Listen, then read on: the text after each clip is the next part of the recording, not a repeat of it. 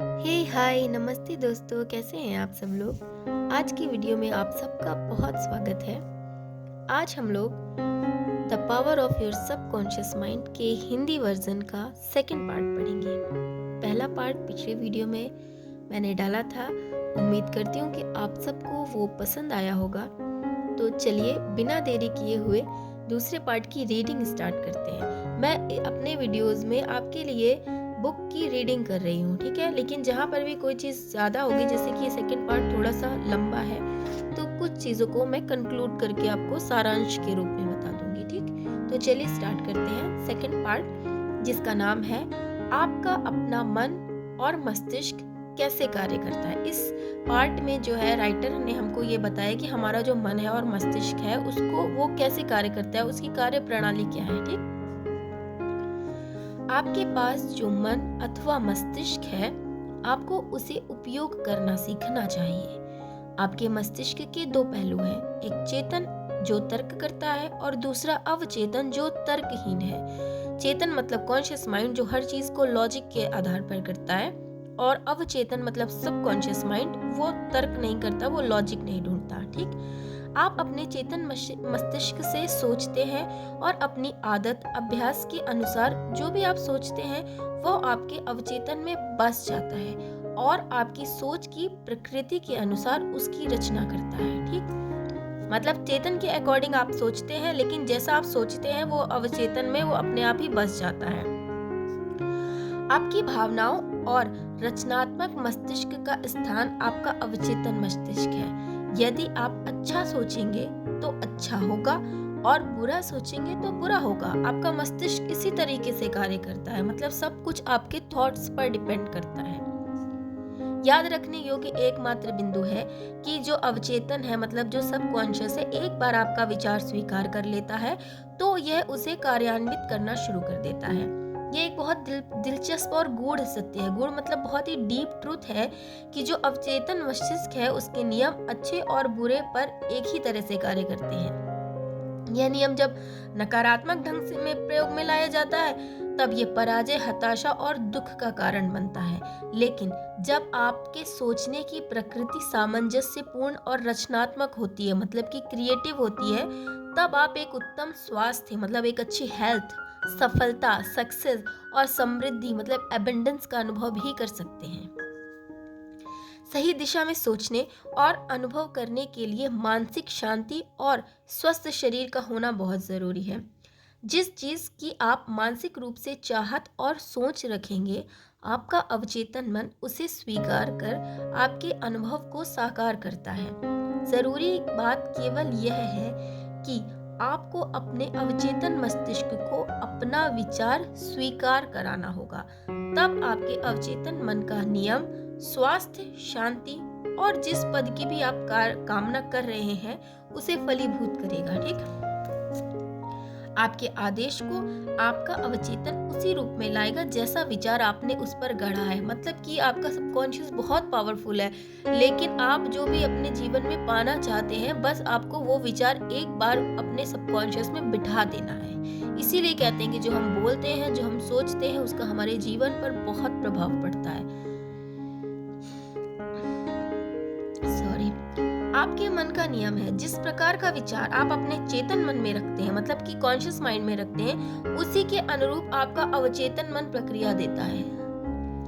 मनोवैज्ञानिक और मनोचिकित्सक इस तथ्य की ओर इशारा करते हैं कि जब विचार आपके अवचेतन को दिए जाते हैं तो वे मस्तिष्क की कोशिकाओं में छाप छोड़ जाते हैं। अब यहाँ पे थोड़ा साइंटिफिकली इसको बोला गया तो हम लोग ये लाइंस छोड़ सकते हैं, ठीक है। अगली हेडिंग है चेतन और अवचेतन स्थिति में अंतर, the difference between subconscious and conscious state.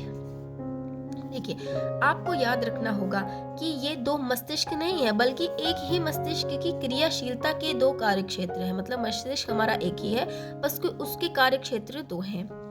आपका चेतन मस्तिष्क तर्क करने वाला है, लॉजिक के आधार पर कार्य करता है। यह मस्तिष्क की अवस्था है जो चयन करती है। उदाहरण के लिए आप अपनी पुस्तकें, अपना घर और अपना जीवन साथी चुनते हैं। यह सब निर्णय आप अपने जागृत या कॉन्शियस माइंड से करते हैं। दूसरी ओर बिना किसी चेतन प्रयास के आपका जो दिल है वो स्वतः कार्य करता रहता है। उसके लिए आपको ट्राई नहीं करना पड़ता, आपका हार्ट तो हर समय बीट करता रहता है। और आपका पाचन, प्रवाह और श्वसन मतलब कि डाइजेशन जो है आपका, और जो रिस्पायरेशन की प्रक्रिया हमारे शरीर के अंदर होती है, उसके लिए हमको ट्राई नहीं करना होता। तो ये सारी अवचेतन मस्तिष्क सबकॉन्शियस माइंड के द्वारा चलती हैं, ठीक है। और इन पर कॉन्शियस का कोई नियंत्रण नहीं होता। अगर कॉन्शियस माइंड चाहे भी ना कि वो हार्ट बीट रोक दे तो इट कांट, ठीक। आपका अवचेतन मस्तिष्क वही स्वीकार करता है जो इसको कहा गया हो अथवा जिस पर आप अपनी समझ के अनुसार विश्वास करते हैं। मतलब हमारा जो सबकॉन्शियस है वो तर्क नहीं करता, हम उसे कुछ भी समझा सकते हैं, एनीथिंग। यह आपके चेतन मस्तिष्क की तरह कारण नहीं ढूंढता और आपसे कोई विवाद और बहस भी नहीं करता। आपका अवचेतन मस्तिष्क एक भूमि की तरह है जो हर प्रकार के सही अथवा खराब बीज स्वीकार कर लेती है। आपके विचार सक्रिय हैं और उनकी तुलना बीज से ही की जाती है। नकारात्मक जो विचार होते हैं, नेगेटिव विचार और विनाशकारी विचार, वो आपके अवचेतन मन में विपरीत कार्य करते हैं और आगे चलकर आपको उनका ही अनुभव अपने जीवन में होता भी है। याद रखें, आपका अवचेतन मस्तिष्क इस बात को सिद्ध करने में नहीं लगा रहता कि आपके विचार अच्छे हैं या बुरे, सच्चे हैं या झूठे, लेकिन ये आपके विचारों और सुझावों की प्रकृति के अनुरूप प्रक्रिया जरूर दे देता है, ठीक है। अब अगली हेडिंग है मनोचिकित्सकों द्वारा किए गए प्रयोग। कुछ प्रयोग किए गए हैं इनके द्वारा, ये इतना इम्पोर्टेंट नहीं है तो हम लोग ये हेडिंग छोड़ सकते हैं, ठीक। अगली हेडिंग है उद्देश्य और वस्तुपरक मस्तिष्क का स्पष्टीकरण। इसमें इतनी क्लिष्ट हिंदी, मतलब कि इतनी टफ हिंदी है कि कुछ शब्द को इंग्लिश में मैं प्रोनाउंशिएट करती जाऊंगी आपके लिए। प्रोनाउंशिएट नहीं, ट्रांसलेट, सॉरी। तो इस हेडिंग को देखते हैं। कभी कभी आपके चेतन मस्तिष्क को आपका उद्देश्य मस्तिष्क भी कहा जाता है क्योंकि यह बाह्य विषयों को देखता है। ओके, यहाँ पर भी हमको इन्होंने चेतन और अवचेतन के डिफरेंस को बताया है कि किस तरह हमारा चेतन मस्तिष्क काम करता है, किस तरह हमारा अवचेतन मस्तिष्क कार्य करता है। जो हमारा अवचेतन मस्तिष्क होता है वो हम तर्क नहीं करता, इसीलिए हम उसे कुछ भी समझा सकते हैं, लेकिन वो पूरे बिलीफ के साथ समझाना होगा। अगर हमने एक बात अपने अवचेतन में डाल दी कि मेरे पास एक फरारी गाड़ी है, ठीक, लेकिन पूरे विश्वास के साथ अगर मैं ये बात अपने अवचेतन तक पहुंचाने में सक्षम हो गई तो एक दिन वो अवचेतन मस्तिष्क वो फरारी गाड़ी मेरे सामने लाके खड़ा कर देगा। इतना शक्तिशाली होता है वो। बस वो बात मुझे उसमें डालनी है, प्लस पूरे विश्वास के साथ, बिना किसी डाउट के, ठीक। सुझाव की विशाल शक्ति, अगली हेडिंग है। अब तक आपको समझ जाना चाहिए कि आपका चेतन मस्तिष्क द्वार का प्रहरी है और इसका मुख्य कार्य आपके अवचेतन मस्तिष्क को असत्य तथ्यों से बचाना है, ठीक। जो द्वारपाल होते हैं ना, तो उस तरह हमारा कॉन्शियस माइंड करता है, क्योंकि हम जब कभी कोई बड़ा विचार डालने की कोशिश करते हैं तो वो हमेशा आकर बीच में रोड़ा अटका देता है तर्क के माध्यम से, ठीक। अब तक आप मस्तिष्क के आधारभूत नियमों से अवगत हो चुके हैं। आपका अवचेतन मस्तिष्क सुझावों से जल्दी प्रभावित हो जाता है। जैसा कि आप जानते हैं, आपका अवचेतन मस्तिष्क कोई तुलना नहीं करता और ना ही कुछ विपरीत सोचता या तर्क करता है। यह आपके लिए कुछ नहीं सोचता। सोचने की प्रक्रिया आपके कॉन्शियस माइंड की है। सबकॉन्शियस माइंड केवल चेतन मस्तिष्क यानी कॉन्शियस माइंड द्वारा छोड़ी गई छाप पर प्रतिक्रिया देता है, रिएक्शन देता है। यह किसी भी प्रकार के एक कार्य को दूसरे कार्य से बेहतर या कमतर आंकना नहीं, उसका काम नहीं है कि ये अच्छा है या बुरा है, उसे सिर्फ काम करना है। सुझाव की विशाल शक्ति का उत्कृष्ट उदाहरण निम्नलिखित है।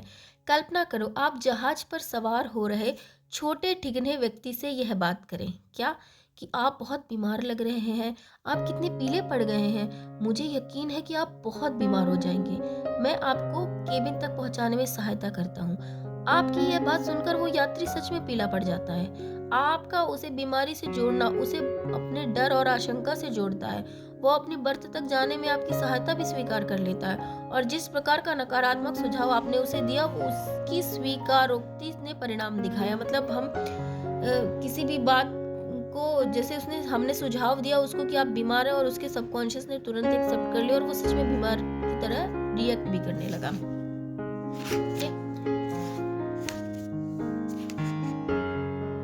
एक एग्जाम्पल है, उसने अपनी बाह कैसे खोई, एक कहानी है, इसको पढ़ते हैं। प्रत्येक 2 या 3 साल में मैं लंदन ट्रुथ फोरम द्वारा कैक्सटन हॉल में आयोजित व्याख्यानों की श्रृंखला के लिए लंदन जाता हूँ। यह एक ऐसा मंच है जिसकी स्थापना मैंने कई वर्ष पूर्व की थी। निदेशक डॉक्टर एवलिन फ्लीट ने मुझे अंग्रेजी समाचार पत्र के एक लेख, जिसका नाम था सुझाव की शक्ति, से निपटने के बारे में बताया। यह एक व्यक्ति द्वारा 2 वर्ष में अपने अवचेतन मस्तिष्क को दिए गए सुझाव के बारे में था। उसमें क्या था कि मैं अपनी बेटी को ठीक करने के लिए अपना दाहिना हाथ दे दूंगा। ऐसा पता चला कि उसकी बेटी त्वचा के असाध्य रोग के साथ साथ अपंग बना देने वाली हड्डी की बीमारी आर्थराइटिस से भी जूझ रही थी। चिकित्सकीय प्रयास उसकी स्थिति को कम न कर सके और उसका पिता अपनी पुत्री के ठीक होने की गहरी कामना रखता था। इसलिए उसने अपना इजहार उपर्युक्त शब्दों में किया। क्या थे उसके शब्द? कि मैं अपनी बेटी को ठीक करने के लिए अपना दाहिना हाथ दे दूंगा। डॉक्टर एवलिन फ्लीट ने कहा कि समाचार पत्र के लेख ने इस ओर इशारा किया कि एक दिन परिवार अपनी कार से जा रहा था, तब वह दूसरी गाड़ी से टकराई। पिता का दाहिना हाथ उसके कंधे से कट गया और तुरंत उसी वक्त उसकी बेटी का आर्थराइटिस और त्वचा का रोग गायब हो गया। आपको सुनिश्चित करना होगा कि आप अपने अवचेतन को केवल इस प्रकार के सुझाव दें जो आपको उपचार, आशीर्वाद, उन्नति और सभी प्रकार से प्रोत्साहित करे। मतलब कि उसका रोग ठीक हो गया लेकिन उसकी हाथ कट गई एक्सीडेंट से, क्योंकि उसने ये बात बार बार बोलकर अपने सबकॉन्शियस में पहुंचा दी थी कि मैं अपना दाहिना हाथ अपनी बेटी को दे दूंगा। जबकि हमें ऐसे विचार डालने चाहिए जो पॉजिटिव हो, जिससे उसका भी भला हो लेकिन मेरा भी कोई लॉस ना हो। उसे ये बात बोलनी चाहिए थी कि मेरी बेटी की बीमारी पूर्णतः सही हो गई है, दैट्स इट। कैसे सही हो गई ये अवचेतन खुद ढूंढ लेगा, ये हमको बोलने की जरूरत नहीं है।